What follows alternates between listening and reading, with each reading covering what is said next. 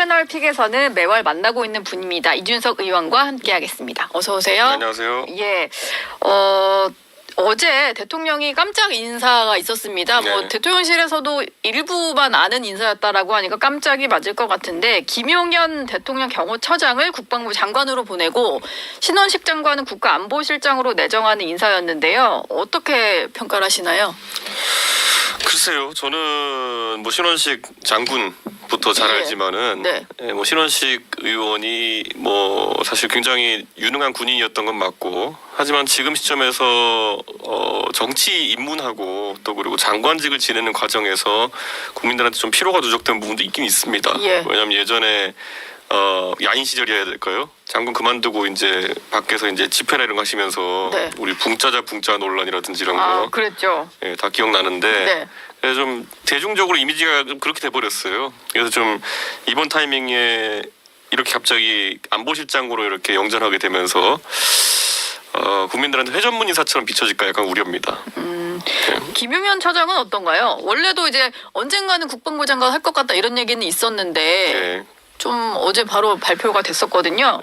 근데 경호실장이라고 하는 직위는 원래 뭐 경호처장이라는 자리는 네. 원래 대통령 최측근 자리이고, 어떤 정권이든지 경호처 인사들이 주목받으면은 그 정권은 이제 권력 누수를 막기 위해서 이제 경호처를 붙든다라는 얘기가 있는 거거든요. 네. 우리가 잘 아는 것처럼 뭐 박정희 대통령 때도 정권의 마지막에 가면은 경호실이 나머지 모든 부처와 모든 사람들을 가리면서 그에 따른 권력 갈등 때문에 박정희 정권이 나중에 11.6으로 무너지는 상황이 생겼다. 이게 예. 잘 알고 있는 거잖아요.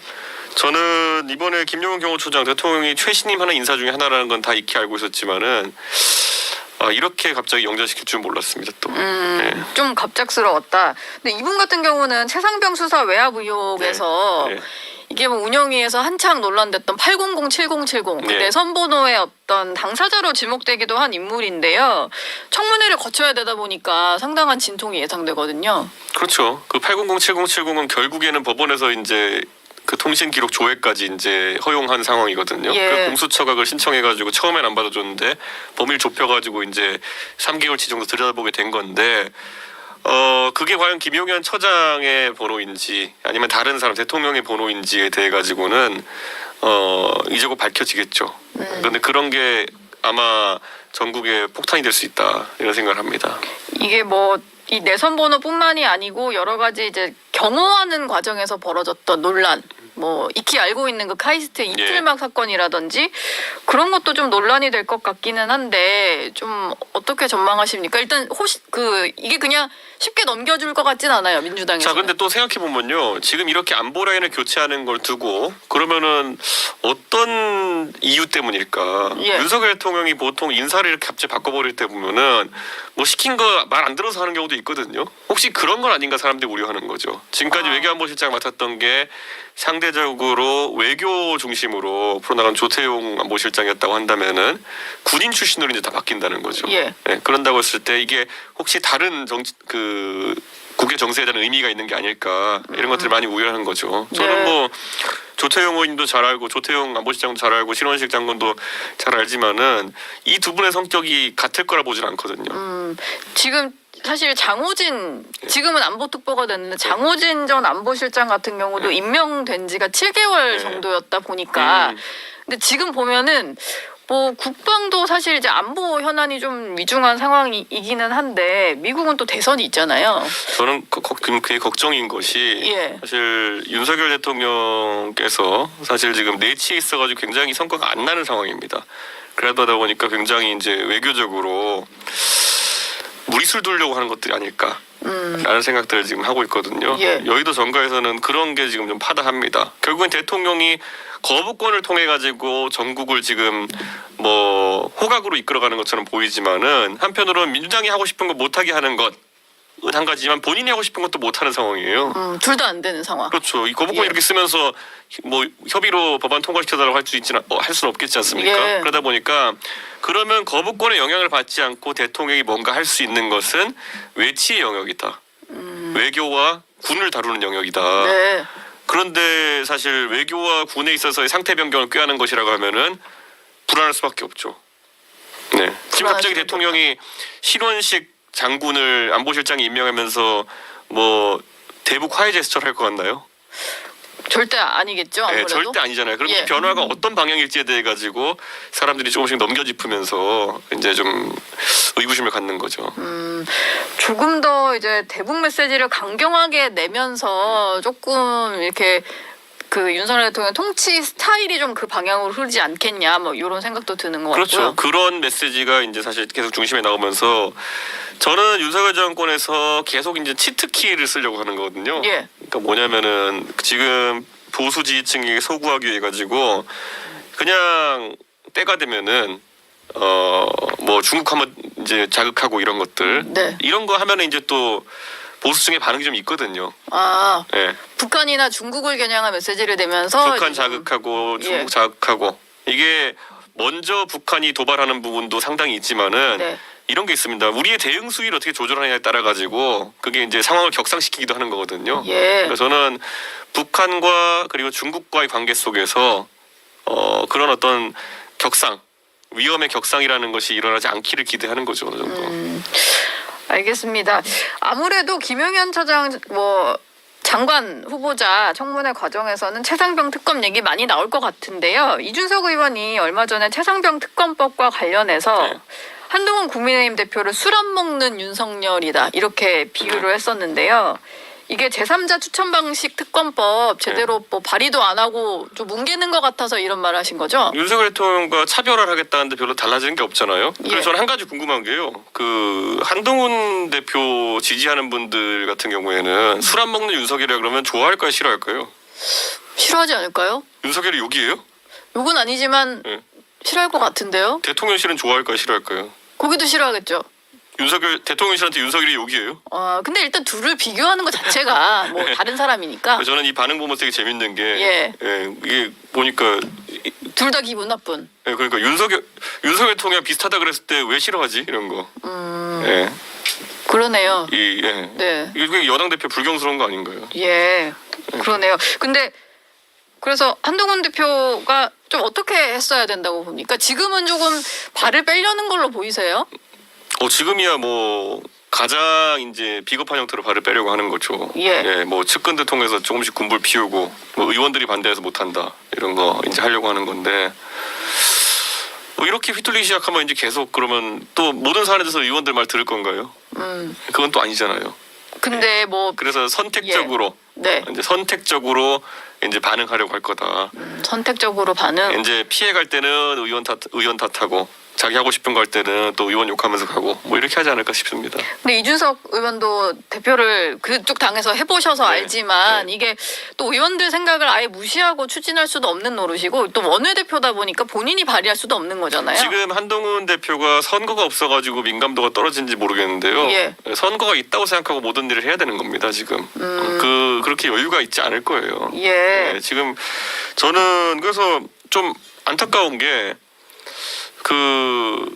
이 한동훈 대표 지지층이라는 사람들이 어차피 보니까 예전에 다 윤석열 대통령 지지층이고 예전에 이준석이 윤석열 대통령한테 뭐라 할 때는 또 이준석 욕하다가 지금 네. 한동훈 대표가 뭐 윤석열 대통령 각 세우는 것 같으니까 윤석열 대통령 욕하고 뭐 이렇게 왔다 갔다 하는 분들이거든요. 예. 사실 한동훈 대표가 그 잡으려고 했던 포지션이라는 게 과거 이준석 포지션이었습니다. 네. 그러니까 지금 와서 그러니까 혹시 그런 지금 생각 변화가 있으신 분 있으면은 별다른 그런 뭐 자기 합리화할 게 아니라 내가 왜 이렇게 나는 상황에 따라 말이 바뀌지? 라는 걸 가슴에 손을 얹고 생각해봤으면 좋겠습니다. 예전에 이준석 대표가 다 하려고 했던 걸 하고 있는 사람이 한동훈 대표가. 여의도 연구원 개혁한다고 누가 먼저 얘기했습니까? 제가 얘기했죠. 그걸 예. 혁신이 한다 그랬더니만은 윤석열 대통령이 혁신이 왜 하냐고 난리쳤죠. 예. 근데 그때 그러면 윤석열 대통령 편 들어가지고 이준석 조지로 달려들던 사람들이 조지단 표준어입니다. 항상 얘기하지만. 근데 조지로 달려드는 사람들이 지금 이제 한동훈 대표 역성 들면서 윤석열 대통령 까는 거는 모순이죠. 예, 모순이다. 근데 뭐 그런 얘기가 있었습니다. 그러니까 이렇게 제가 말씀드릴게요. 한동훈 대표가 차별화를 하든지 아니면은 독자적인 정치 세력을 성장하기 위해서는 되게 안타깝게도 이준석이 했던 많은 말들을 실천해야 될 겁니다. 이준석이 했던 말들을. 네. 근데 사실 이준석 대표는 그 당시에 좀 제대로 실현하지 못한 채로 또 너무 집권 초기였다 보니까 당도 많이 뭉쳐 있었고 친윤 쪽으로 뭐 그런 상황인데 지금 이제 그 한동훈 대표가 처한 상황은 좀 다르잖아요. 어떻게 보시면은 뭔가 상황만 변했을 뿐이고 이제 하려는 대표의 어떤 이제 방향은 비슷한데 한동훈 대표는 좀 가능해 보이기도 한 상황이라 이걸 또 그래서 부러워서 그러는 거 아니냐 이런 지적을 하는 분들도 있었거든요. 선거 진 당대표를 왜 제가 부러워하겠습니까? 네. 그거는 이제 그런 프레임 잡으려면은 계속 저도 그러면은 반박해가지고 술 안 먹는 윤석열부터 얘기할 수밖에 없으니까 예. 이 되로 주고 말로 받는 거 계속 하실 거면은 그렇게는 좋은데 저는 제일 제가 좀 안타깝게 생각하는 게 우리 지난번에도 그 장해찬 전 최고위원에게 한동훈 그 위원장이 예전에 비대위원장 시절에. 비대위원장 시절에 대응을 부탁하면 대응 사주라고 제가 얘기했잖아요. 예. 그러니까 이준석 좀 까달라고 이제 사진 같은 거 보내주고 이렇게 했다는 게 이제 장해찬 전 최고위원의 증언으로 드러난 건데 네. 이번에도 보면은 그 부럽다라는 소리 이준석이 한동훈 부러워해서 그런다는 얘기를 4명이 동시에 얘기했어요. 예. 4명이나 했습니까? 예, 그래서 그 본인 입으로 얘기를 할 거면은 네. 예, 그렇게 해서 정치 못한다. 계속 남한테 뭐 이렇게 찔러가지고 이렇게 좀 되치게 해달라 이런 식으로 해가지고는 그거 되게 안 좋은 버릇입니다. 그것 그 부럽다라는 해석을 내놓은 것도 역시 한동훈 대표의 어떤 의중을 받은 사람들이 했다 이렇게 보시는 뭐 그 4명이 거군요. 한 집에 사나요? 그 4명이 갑자기 왜 똑같은 얘기를 하나요? 그러니까 네. 예. 뭐 그렇긴 합니다. 네. 김용태 의원이 얼마 전에 여기 나와서 네. 그 뭐 부럽다라는 논쟁이 벌어진 것과 관련해서 그 이준석 의원이 한동훈 대표에 대해서 여러 가지 얘기를 하는 것들은 이게 아무래도 두 사람이 대권 경쟁자이기 때문이다라고 얘기를 하면서 한동훈 대표는 차기고 이준석 의원은 차차기 정도로 얘기를 했습니다. 이게 또 여러 가지 좀 해석을 낳고 있는데 그 해석에 대해서는 좀 어떻게 보셨어요? 뭐 김용태 의원이 저도 뭐 거의 한 매일 얘기를 하지만은 예. 이게 이준석 얘기해가지고 자꾸 뭐 기사 나는 거 즐기는 그런 상황이 돼버린 것 같은데 그거 뭐 제가 뭐 형된 입장에서 예. 그런 거 하겠다는데 제가 뭐 뭐라고 하진 않겠지만은 네. 그거 이제 아마 그 얘기 반복하는 것도 한계가 올 겁니다. 그거. 예. 다른 메시지를 좀 낼 필요가 있다.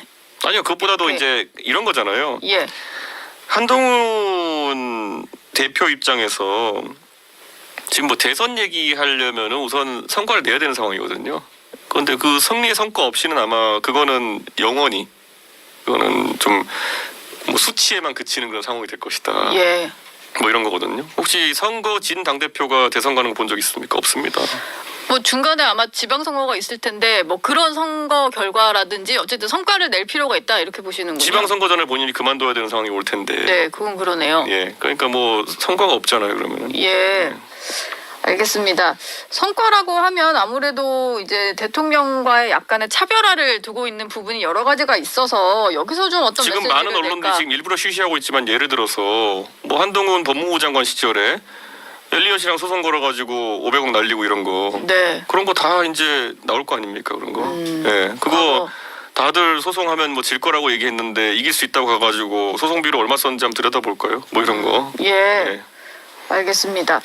제3자 추천 특검법도 아마 야당에서는 계속 공격 포인트로 삼지 않을까 싶습니다. 실제로 이제 최상병 특검법이 계속 거부권 행사하고 뭐 재표결하고 이게 반복이 되다 보니까 그럼 정말 논의를 해보자 이런 의미인 것 같은데 개혁신당의 천하람 원내대표가 한동훈 대표가 제안했던 이제 대법원장이 추천하는 특검법 네. 이걸 국민의힘이 안 하니까 개혁신당이라도 하겠다 이런 얘기를 한 것 같아요. 지금 뭐 추진하고 있는 상황인가요? 이게 진짜 웃긴 거거든요. 한동훈 대표가 그 전당대회 나가면서 공약 비슷하게 얘기한 거거든요. 예. 내가 대표되면은 제3자 특검법을 발의해가지고 이거 최상병 특검법 처리하겠다 해놓고는 본인이 이제 그냥 현직 의원이 아니더라도 자당 의원들한테 뭐 비서실장부터 해서 다 있으니까 네. 이거 발의합시다 얘기하면 되는 거거든요. 근데 이걸 왜 안 합니까? 적어도 이런 부분에선 자기 머리를 자기가 깎아야 되는데 예. 왜 이런 상황이 발생하는지 모르겠습니다. 그냥 제가 계속 이제 생각하는 게 표를 공짜로 이렇게 생각하고 그냥 아무 말이나 하고 나중에 그냥 까먹는 게 버릇이 된 것 같아요. 우리 잘 알지만은 목련이 피면 어쩌고 했던 것도 지금 어떻게 됐습니까? 예. 그거 다 운동권 청산한다고 했던 거 어떻게 했습니까? 운동권 청산은 이재명이 했죠 오히려. 그렇죠. 예. 물갈이를 통해서 전대협을 그렇죠. 날리고 예, 그렇게 다 갈았죠. 예. 그다음에 그 솔직히 말하면은 한동훈 대표 입장에서는 모르겠어요. 저는 자꾸 이렇게 뭐 우리나라 옛날 말에 보면 공짜 좋아하면은 진짜 안 좋은 일이 생기다는 얘기도 있는데 네. 이런 식으로 자꾸 공짜로 무슨 자꾸 말만 해놓고 그냥 사라지는 그런 상황이 안 생겼으면 좋겠어요.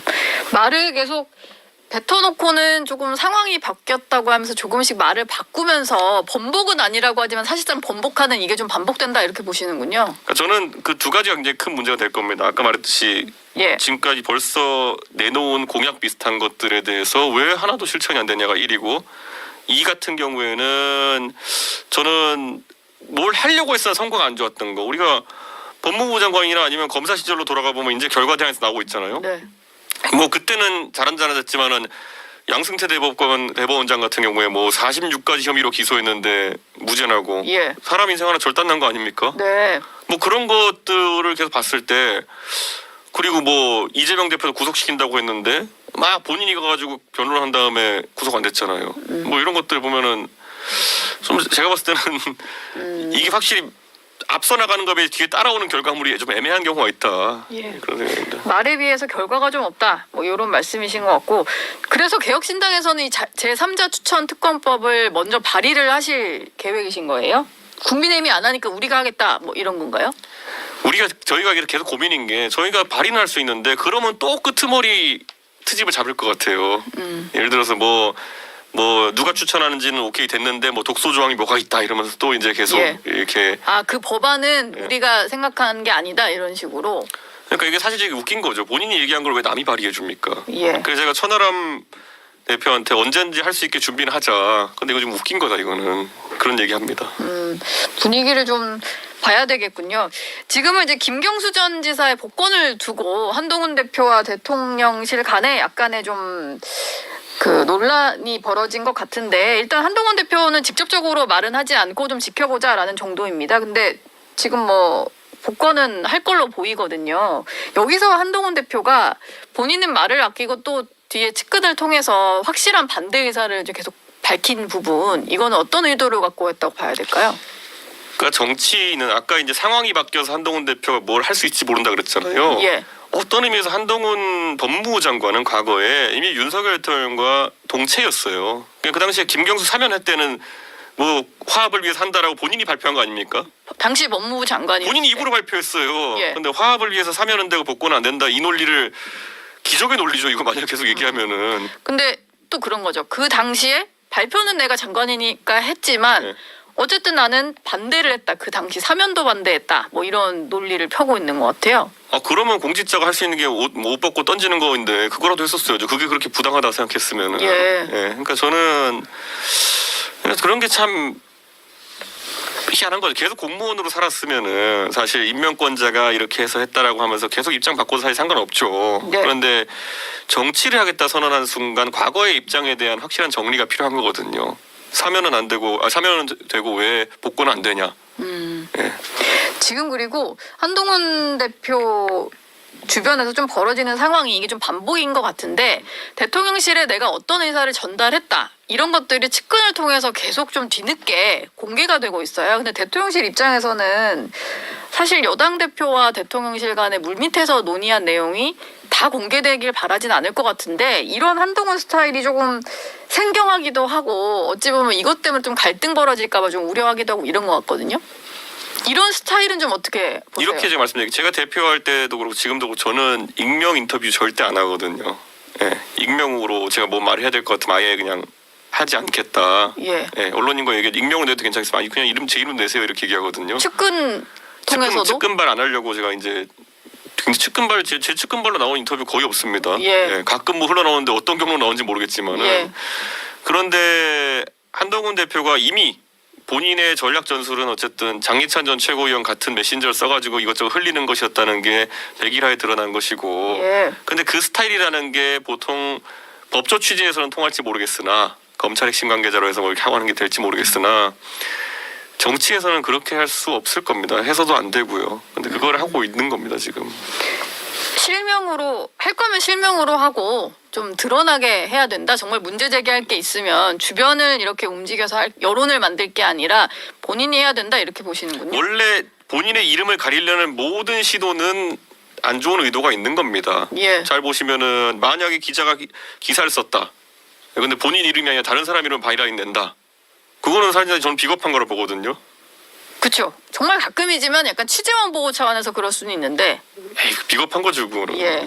뭐 부장이 쓰고 밑에 시켜가지고 다른 사람 바이라인 달아 예. 내보내고 비겁한 거죠. 취재원 보호 차원인데도 비겁하다고 저 비겁하다 생각하세요? 봅니다, 저는. 예. 아니 대한민국에 뭐 그렇게 취재원이 그렇게 그거 바이라인 맡긴다고 해서 노정되겠습니까? 그 말은 이미 특정 기자와 결부된 취재원이 있다는 것을 시인하는 것인데 예. 저는 그거는 좀 아니라 생각하고 저는 그거 외에도 보면은 대포차 어떤 사람이 씁니까? 내 차의 행적을 들키지 않고 무슨 일을 하고 싶은 사람이 쓰는 거 아닙니까? 예. 뭐 안 좋은 의도가 있는 거죠. 숨겨야 될 게 있는 사람들이 뭐 쓰죠. 대포폰 누가 씁니까? 예. 내가 통화하는 내역이 노출되면 안 되는 사람들이 쓰는 거 아닙니까? 네. 그러니까 대포차 대포폰 같은 스타일의 정치를 하겠다 그러면 나쁜 정치인이죠. 익명을 통해서 나오는 뭐 한동훈 측 이런 보도 자체를 거의 대포폰 수준의 정치다. 저는 모든 형태의 익명 정치는 그런 목적이 있다. 예전에 보면 대통령실 무슨 핵심 관계자 예전에 이동관 그 대변인 때부터 옛날에 이명박 정부 때 예. 그때 청핵관이란 말이 처음 나온 거 아닙니까? 청와대 핵심 관계자. 예. 청핵관. 예. 그러네요. 뭐 핵관, 고관 뭐 이런 예. 거 있는데. 뭐 어떤 분은 핵관을 제가 만든다는 줄 아시는데 원래 이명박 정부의 청핵관으로 시작된 단어입니다. 네, 그냥 앞 글자가 바뀐 거네요. 그러니까요. 그런데 그 윤핵관이라는 단어도 왜 등장했냐면요. 당 대표를 까는데 전부 다 대포차 대포폰 같이 윤석열 측 핵심 관계자라고 해가지고 당 대표 까는 멘트를 내니까 그게 당에 도움이 되는 멘트였습니까? 다 백해무익한 것들이니까 그렇게 익명으로 하는 거죠. 예. 알겠습니다. 저희가 좀 그 얘기를 해봐야 될 이슈가 많아서 네. 좀 넘겨보면 광복회와 지금 독립기념관장 네. 두고 좀 시끄러운 것 같은데 이종찬 광복회장 같은 경우에는 김영석 독립기념관장의 어떤 취임에 반발을 하면서 광복절 경축식에 불참하겠다 뭐 이렇게 얘기를 하고 있는데 개혁신당은 좀 이 불참하겠다는 것 자체에도 좀 부정적이신 것 같아요. 좀 어떤 입장이신가요? 우선 뭐 개혁신당보다 중요한 거는 전 예를 들어 뭐 국회의장만 하더라도 예를 들어 우원식 의장님만 하더라도 가실 것이냐. 국회를 대표해서 가시는 건데 제가 표현이 좀 이상할지 모르겠습니다만은 독립기념관장이 만약 이상한 예. 분이라 하더라도 그분 때문에 국회의장이 안 가는 건 뭔가 본말이 전도된 거 아니냐. 네. 그런 생각이 드는 거죠. 예. 훨씬 더 의전설도 높으시고 그리고 국회를 대표하는 분인데 그분이 어떤 독립기념관장 하나 때문에 안 가게 되면은 그게 국회 건이 어떤 영향이 있을 거냐. 그래서 국회의장실도 고민이 많은 걸 알고 있어요. 예. 마찬가지로 개혁신당도 그 고민인 겁니다. 김영석이라는 사람이 뭐길래? 예, 사실 저는 문재인 정부 시절에도 보면은 제가 뭐 보훈 관련 임명되신 분들 중에서 마음에 안 드는 분 없었겠습니까? 그건 저는 다 갔거든요. 예. 예. 근데 그런 식으로 이제 하나씩 이걸 정쟁화하는 상황이 오게 되면은 되게 매번 어디 참석 불참이 어떤 정치적 의미로 바뀌게 되는 거거든요. 네. 저는 이번 건에 있어가지고는 대통령이 빨리 이거는 광복회장 이종찬 회장과 그리고 국회의장 우원식 의장과 긴밀한 소통을 통해 가지고 직접 풀어내야 된다. 이게 다 어디서부터 온 거냐면요. 예. 그 이종찬 회장님이 원래 윤석열 대통령한테 그렇게 비우호적인 분이 아니었어요. 원래는 뭐 시국선언 주도하시고 가장 먼저 지지하셨던 분 아닌가요? 그러니까 원래 아들 되시는 그 이철우 교수. 이철우 교수님이 윤석열 대통령과 붕우라고 이제 소문나기도 했고 네. 그래가지고 되게 우호적인 원로로서 지원해 주시던 분이거든요. 근데 네. 이상하다 했던 부분이 홍범도 흉상 이전이거든요. 아, 이분이 홍범도 기념사업회 초대 이사장이시고 또 보니까 우원식 국회의장이 두 번째 이사장이시고 우원식 이래요. 의장님이 두 번째 이사장이세요. 그러니까 예. 이분들 입장에서는 뭐 우원식 의장님이 그렇다 쳐도 이종찬 회장님 입장에서는 야, 이거 진짜 내가 망신스럽다 이런 생각하시는 거예요. 예. 예, 내가 이 대통령 만드는 거에 그래도 멘토 역할 비슷하게 했는데 어떻게 내가 홍범도 이사장 그 하는데 네. 나를 이렇게 뒤통칠 수 있냐? 저는 이런 것들을 허심탄회하게 풀어야죠. 예, 홍범도 흉상 이전하면서 이종찬 회장과 상의를 안 했다? 홍범도 기념사업회 회장 이사장을 지내셨던 분과 그것도 절차적으로 문제 있는 겁니다. 그러면 이준석 의원이 보시기에는 지금 김영석 관장만의 문제라기보다는 홍범도 흉상 이전부터 꼬였던 관계가 지금 좀 폭발했다 이렇게 보시는군요. 그렇죠. 그리고 저는 김영석 관장이라는 분의 지금까지의 드러난 언행으로 보면 이분이 어떤 부분에서 집행한지 잘 알 것 같고요. 예. 뉴라이트로 분류하겠다는 분이 있으면 뭐 모르겠는데 굳이 이분을 평가하자면 이분보다 농도 짙은 분들이 지금 용산에 더 많습니다. 예. 농도가 한 100배 정도 되는 분들이 용산에 많거든요. 그래서 저는 이분에 대한 것보다도 정권 전체가 지금 약간 그런 방향으로 가고 있는 게 아니냐는 의구심을 이종찬 회장이 지우지 못하시는 것 같습니다. 어제 김명석 관장이 기자회견한 거 보면 식민지배 옹호한 적이 없다라고 적극적으로 해명을 좀 하기는 했어요. 그리고 건국절 논란이라는 것 자체가 또 학계에서 보기에는 이게 무조건 건국절을 뭐 1948년으로 하는 건 문제라기보다는 뭐 논의할 필요 있다 이런 정도 얘기도 나오긴 하잖아요. 저는 근데 이런 게 예. 있어요. 저는 이 건국절 논란도 그렇고 이 보수가 어떻게 정권을 잃느냐에 아주 표준화된 방법론이 생기는 것 같아요. 네. 박근혜 정부 때 생각해 보시면요. 2015년에 그러니까 13, 14, 15니까 3년 차에 갑자기 능동적 뭘 터뜨리냐면요. 국정교과서 논란이 터져요. 그래가지고 그때 뭐 교학사 무슨 뭐 교과서 이렇게 해가지고 집필진을 뭐 공개하지 않겠다. 예. 황우여 교육부 장관이 나와가지고 집필진이 있는데 공개는 못하겠다. 예, 뭐 이런 식으로 하고 우스꽝스러운 꼴이 나왔거든요. 네. 그게 왜 그러냐면요. 자꾸 대통령 옆에 속삭거리는 사람들이 있는 겁니다. 지금 당신이 정치적 위기를 겪는 이유는 당신은 정말 천하의 성군인데 이 좌파 애들이 교과서를 통해서 아니면 역사 의식을 젊은 사람들을 잘못 교육시켜 가지고 이게 지금 우리가 밀리는 거니까 역사 전쟁을 해야 된다. 이게 왜 그러냐면 뉴라이트라는 사람들이 본질적으로 왼쪽에 있다가 넘어와 가지고 굉장히 이제 오히려 뿌리가 약하니까 세게 하는 분들이거든요. 예. 그러니까 이분들이 젊을 때 그런 거 왼쪽 갔다 오른쪽 갔다 뭐 했겠어요. 그러니까 역사 문제밖에 건드릴 게 없는 거죠. 그러니까 이런 분들이 계속 세게 하는 거를 보수가 왜 이분들 말에 그렇게 쫓아다니며 다니냐면 보수는 역사적으로 원래 실적의 보수가 돼야 되는 거거든요.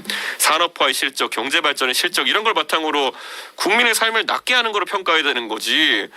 그러니까 이건 그리고 박근혜 정부 때보다 더 한심한 게 뭐냐면 박근혜 정부 때 그 역사교과 논리가 뭐였냐면요. 2030이 보수를 싫어하니까 역사 전쟁을 일으켜가지고 여기를 의식화해야 된다 이거거든요. 예. 그럼 지금 윤석열 제일 싫어하는 건 40대 50대예요. 이분들은 교과서도 볼 일도 없고요. 역사를 다시 배울 생각도 없고요. 그다지 역사 때문에 윤석열 싫어하는 것도 아니에요. 그런데 여기서 갑자기 무슨 이 역사를 바로 세워가지고 뭐 네. 젊은 사람을 교정하겠다. 예. 40대 50대라고요 지금. 그 윤석열 제일 싫어하는 사람들은. 뭔가 포인트도 좀 엇나갔고 좀 철진한 이념 공방 같기도 하고 뭐 그런 상황이네요. 그러니까 뉴라이트도 이제 50대 60대 되면서 그 한 30년 동안 그것만 팔아먹고 왔으니까 예. 그렇게 돼서도 지금 이것만 계속 팔아먹으려고 하는 거죠. 어쨌든 개혁신당에서 보기에는 이거를 가지고 광복절 경축식을 뭐 따로 하겠다 안 가겠다라고 하는 민주당 주장은 그것도 문제다. 이렇게 저는 보시는 지금 거죠? 제 거 입장권은 받아놨거든요. 예. 그 정부 행사. 네. 제가 그래서 어제 페이스북에 썼지 14일까지 정부가 어떻게 하는지 보려고요. 예. 어떻게 이 논란을 풀어내는지. 아니 광복절인데 광복 회장님이 안 오시는 게 말이 됩니까? 이거는 대통령께서 광복 회장이 안 오시면은 무조건 대통령이 면이 상하는 거라 보셔야 되는 거예요. 네. 이런 일이 없었어요 지금까지. 그러면 대통령이 수단과 방법을 가리지 않고 원래 본인을 좋아하셨던 분이니까 이종찬 회장님은 원래 당신을 지지하던 분이니까 그거는 상대적으로 풀기 쉬운 오해입니다. 네. 지금 이종찬 회장님이 윤석열이라는 사람에 대해 실망한 거지 처음부터 윤석열이랑 난 불공대천이야 이런 분이 아니에요. 그러니까 저는 이거를 뭐 친한 친구인 뭐 이철호 교수를 통해서든지 어떻게든 풀어내야 되는 것이 대통령의 숙명입니다. 이 집안이 어떤 집안입니까? 이회영 집안 아닙니까? 그렇죠. 이 집안이 배척하는 상황 속에서 어떻게 독립운동을 평가하고 광복절 행사를 진행한단 말입니까? 저는. 오늘이 벌써 13일이니까 며칠 안 남아서 이게 좀 해소가 되긴 해야 될 것 같아요. 네. 개혁신당 얘기로도 좀 넘어가 네. 보겠습니다. 허은하 개혁신당 대표가 얼마 전에 조국 대표와 만나서 소수정당의 공동교섭단체 구성 이 부분을 논의를 했는데 일단 뭐 소수당 입장에서는 교섭단체가 되는 게 중요할 것 같기는 해요. 네. 근데 조국당과의 어떤 공동전선을 형성하는 거냐 뭐 이런 해석이 나왔거든요. 그 교섭단체를 했을 때는 여러 가지가 이제 주어지는데 뭐 교섭단체 했을 때 정당 보조금이 늘어나는데 이렇게 여러 정당이 연합한 교섭단체 같은 경우에는 정당 보조금은 늘어나지 않습니다. 예. 그럼 나머지 그 상임위마다 간사를 이제 지정해서 국회 일정을 이제 조율할 수 있는 게 하나 있고 두 번째로는 이제 교섭단체로서 뭐 수석 전문위원 배정할 수 있는 것들, 네. 상임위원장 한 자리 정도 뭐 이렇게 가능하거든요. 예. 저는 그것의 실익이 뭔지 저희가 따져봐야겠죠. 저희가 조국혁신당과는 정책 지향이 제가 확인해 보니까 좀 다른 부분이 많고, 네. 특히 현안에 대한 이견들이 조금 있거든요. 최상병이나 아니면은 윤석열 정부에 대한 어떤 잘못을 지적하는 부분에서는 저희가 생각이 잘 맞는 부분이 좀 있고요. 다만 정책 면에서는 저희가 안 맞는 부분이 있기 때문에 네. 무엇을 같이 하고 무엇을 같이 할 수 없겠느냐가 명확해야 되는 거거든요. 저는 그런 부분에 있어가지고 아직까지는 가능성을 좀 낮게 봅니다. 아, 뭔가 조국 혁신당과 같이 갈 가능성이 현재로서는 그렇게 높지 않다. 그렇게 실과 이익이 아직까지 평가되지 않았어요. 예. 그러니까 저희 내부도 이런 얘기 아직 하지 않았고요. 그래서 아직까지는 멀어 보입니다, 그런 게. 지금 국민의힘 같은 경우는 내부에서 조혜진 전 의원이라든지 네. 김재원 최고위원 이런 분이 네. 진로를 좀 진지하게 고민을 해야 된다라거나, 뭐 조혜진 전 의원 이런 얘기까지 했습니다. 개딸당 들러리라는 이미지가 고착화되기 전에 진로를 고민해라 이랬거든요. 이 지적은 좀 개딸당 들러리라는 표현에는 좀 어떤 느낌이 드셨어요? 뭐 조혜진 의원님은 뭐 저를 그냥 아껴주시는 분이니까 악의는 전혀 없을 거라 생각하고요. 예. 그리고 뭐 저는 국민의힘의 팽배한 생각이 뭐냐면 개혁신당의 존재라는 것이 향후 지방선거나 이런 데에서 어떻게 작용할까에 대해 가지고 그냥 민감하게 보는 것 같습니다. 근데 제가 여기 대해서는 그냥 그 항상 대한민국에 오래 내려오는 그런 말들로 이렇게 아까 제가 뭐 공짜 조합보다 이런 걸로 했는데 그 예. 있을 때 잘해라. 있을 때 잘해라. 예. 그럼 이미 끝난 거네요? 있을 때 잘했어야죠. 예. 그러니까 그런 거는 지금 와가지고 아무리 뭐 조혜진 의원님이 거기에 책임 있는 건 전혀 아니니까 예. 조혜진 의원님한테 말씀드린 건 아니고요. 네. 있을 때 잘해라. 있을 때 잘했어야지. 네. 뭐 이런 얘기로 들립니다. 알겠습니다. 지금까지 이준석 개혁신당 의원과 얘기 나눴습니다. 오늘 네, 고맙습니다. 감사합니다.